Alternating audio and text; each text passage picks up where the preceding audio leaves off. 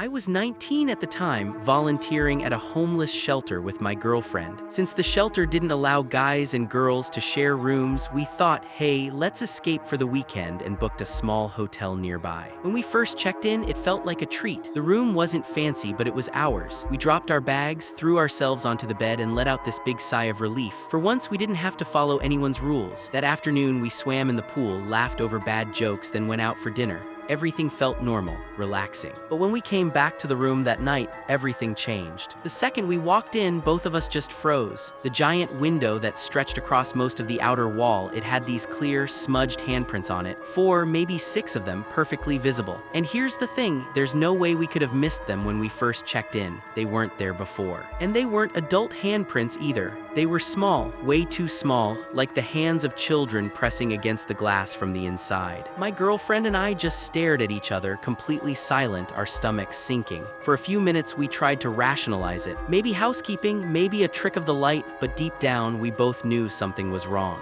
We shrugged it off eventually because, what else do you do? We were 19, broke, and just wanted to sleep. But I couldn't shake the feeling that those prints weren't supposed to be there. Later, I went downstairs to talk to the guy at the front desk, and that's when things got worse. He leaned in and, almost like he was waiting for me to ask, started telling me about the hotel's history.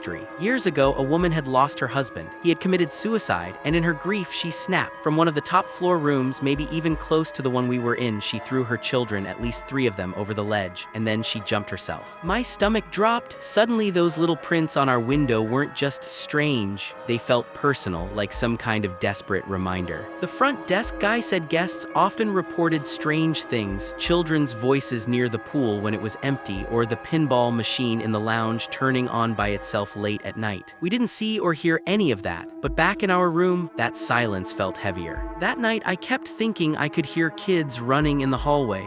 Quick, light footsteps, giggles maybe, but whenever I opened the door, the hallway was empty. Still, those prints haunted me more than anything. I had touched the glass myself. They were inside the room, आपका not दिमाग एक outside, intelligent and they robot were से भी small Tej enough that चलता I है। couldn't सवाल stop जानने से picturing पहले children अगर आप भी pressing their आने वाले hands नए there साल like they तक were new trying to branded be car seen. खरीदने का